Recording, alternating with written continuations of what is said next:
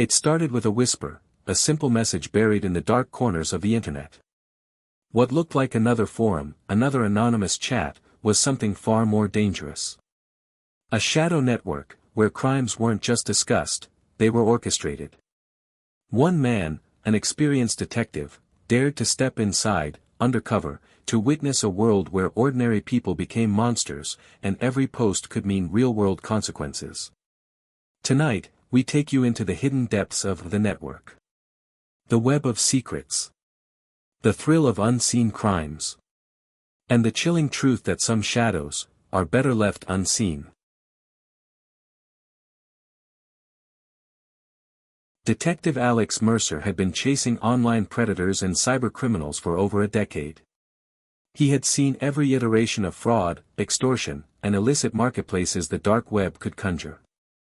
But nothing in his career had prepared him for what he stumbled upon one rainy Tuesday morning, a community so organized, so chillingly meticulous, that it seemed less like a forum and more like a shadow world operating parallel to reality. They called themselves the Network. At first, it was just another invitation in his inbox, buried under a dozen other suspicious messages. A line of text, carefully formatted, almost innocuous: "Are you tired of watching the world? Step inside. The real game begins here." Curiosity is a dangerous thing for a detective, but it was also his tool. Mercer clicked the link. What he found on the other side was terrifying in its clarity. This wasn't about selling drugs, hacking corporate accounts, or trafficking stolen data. This was something else entirely. This was a crowdsourced criminal enterprise where the community suggested, planned, and even funded real-world crimes. Murders. Kidnappings. Robberies.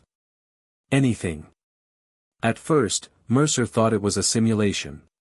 Maybe a sick game designed to shock or to train amateurs in criminal tactics. But the more he scrolled, the more he realized the posts weren't hypothetical. They included details that only someone with direct knowledge could know. Addresses. Schedules. Security systems. Everything. The first real clue came from a post titled simply, "The Package, Tonight." A user named Vesper had uploaded a series of encrypted photos showing a suburban home. Security cameras, window locks, the owner's car parked in the driveway. The post asked for advice: best way to enter? Quickest exit? Any suggestions appreciated? Replies streamed in within minutes. Methods were discussed, tools recommended, timelines argued over.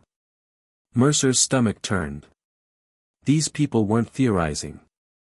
They were planning. He tracked the post carefully. Mercer learned that, thanks to his subtle interventions under his alias, Obsidian, the operation had been quietly disrupted. Law enforcement intercepted the perpetrators before any harm came to the target. It was a small victory, but it only revealed the stakes of what he was dealing with. Mercer knew he couldn't just watch. He had to go deeper. He set up a new identity, using every trick he had learned over the years to remain untraceable. It wasn't long before he was accepted into private channels, dark corners of the forum where the truly horrifying ideas were discussed. Members used aliases: Shroud, Cipher, Raven, Nocturne, but Mercer noticed patterns. Some were meticulous, analytical. Others were erratic, prone to thrill-seeking violence. They didn't know him yet, and that ignorance was his shield. The first mission he watched unfold in real time was a robbery. The forum had selected a target, a cash-rich courier who transported large sums of money between banks in a quiet suburban district. Members debated methods for days. Mercer recorded everything, mapping out participants and their digital fingerprints.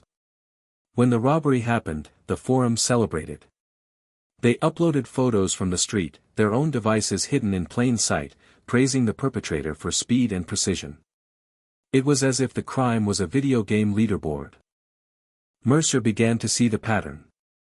The network operated on two levels. Online, they were a hive of suggestions, critiques, and encouragement. Offline, they were a collection of individuals who would execute, each for their own reasons. And sometimes, Mercer realized, the most dangerous part was how organized it all was. There was no central leader, no hierarchy, just a community bound by an unspoken code of secrecy and ambition. Weeks turned into months.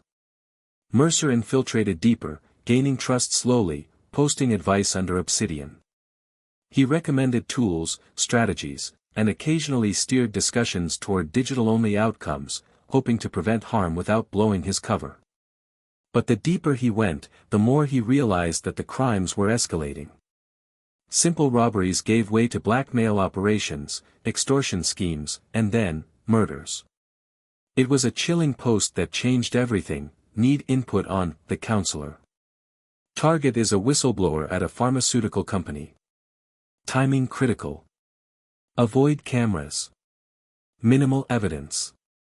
Mercer traced the threads and cross-referenced addresses and social media. Everything matched. The network had selected a real person, someone who had been in the news, someone who had exposed corporate malfeasance. The community wasn't just talking. They were planning, coordinating, and documenting. That night, Mercer sat in his car outside the whistleblower's home, watching for signs of the perpetrators. Hours passed. He didn't move, didn't intervene. Law enforcement couldn't step in without a plan. The network was a hydra. Pull one thread and 10 more would appear. The forum was fast, responsive, dangerous. By dawn, the threat seemed to dissipate, but Mercer knew it wasn't over. Infiltrating the network required walking a razor's edge. Mercer had to contribute without implicating himself. He had to be convincing without becoming a participant. Every post, every recommendation, every late-night interaction carried weight. And the more he engaged, the more he saw the darkness in human ambition. People didn't just want to commit crimes. They wanted recognition. Approval. Admiration. From others who existed solely in the shadows. Then came the breakthrough. Mercer discovered a pattern in their communications.